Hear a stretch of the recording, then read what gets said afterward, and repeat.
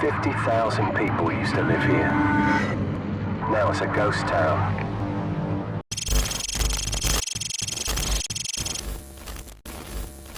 This is the game we all fell in love with. The sound, the feel, the phenomena. For more than a decade, Call of Duty wasn't just another video game. It was a cultural event. It was the after-school lobbies with your friends, the weekend-long grinds to hit the next prestige, and those campaign moments that felt like you were starring in the biggest blockbuster of the year.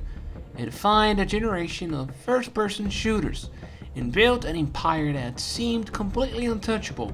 So, what happened? How does the undisputed king of an entire genre start to stumble?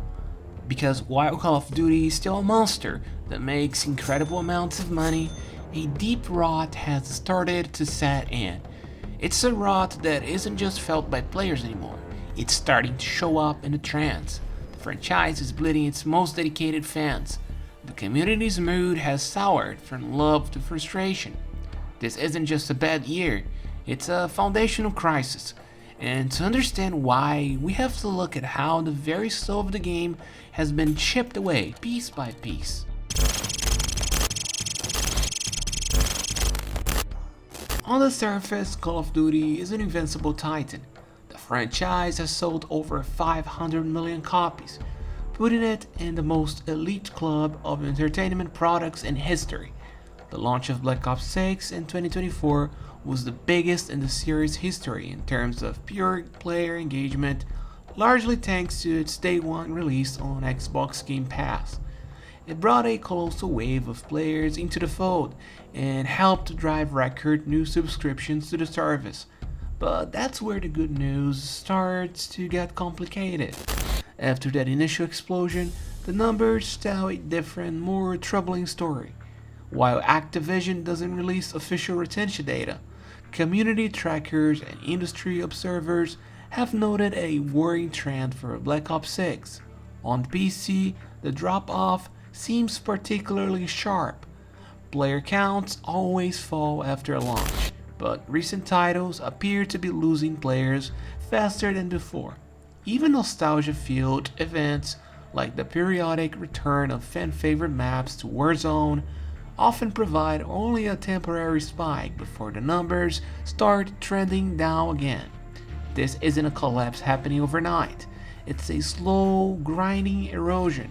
The franchise is still making a fortune, with Black Ops 6 topping the US sales charts for 2024 and leading into 2025. But the core community, the players who come back year after year, is getting tired. The problem isn't just that people are leaving, it's why they're leaving.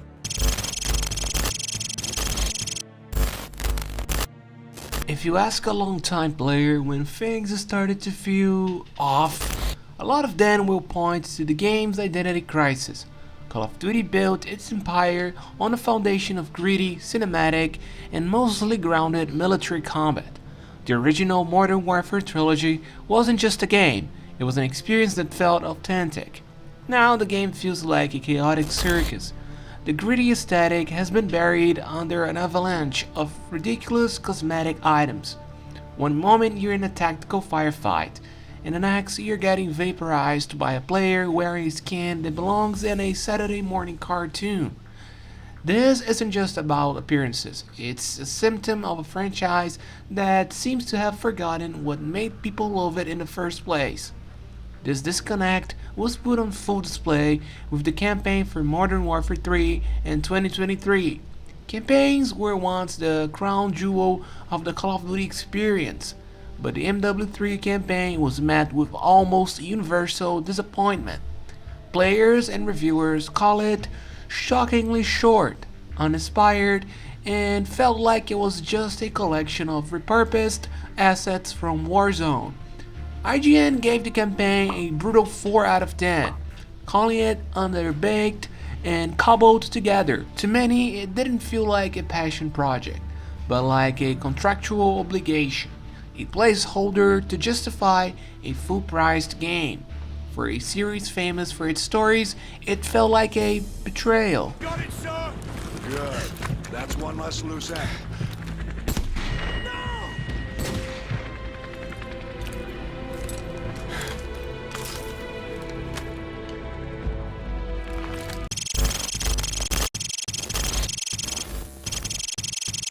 No single issue has dominated the Call of Duty conversation more than skill-based matchmaking, or SBMM. On paper, it makes sense. The system tries to create fair matches by putting players of similar skill levels together. In reality, it has become the biggest source of frustration for the game's most dedicated players. The problem with SBMM isn't the idea, but the feeling. Players constantly describe the experience as being manipulated.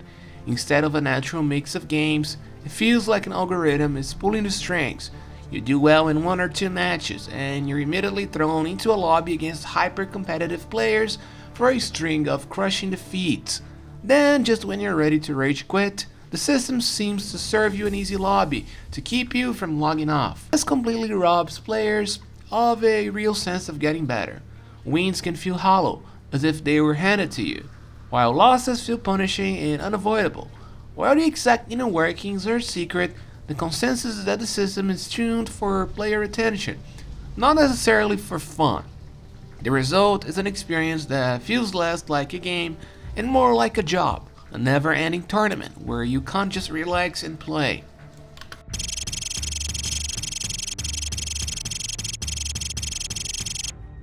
Putting Black Ops 6 on Game Pass was a double-edged sword. It led to the record-breaking launch, but it also changed who was playing.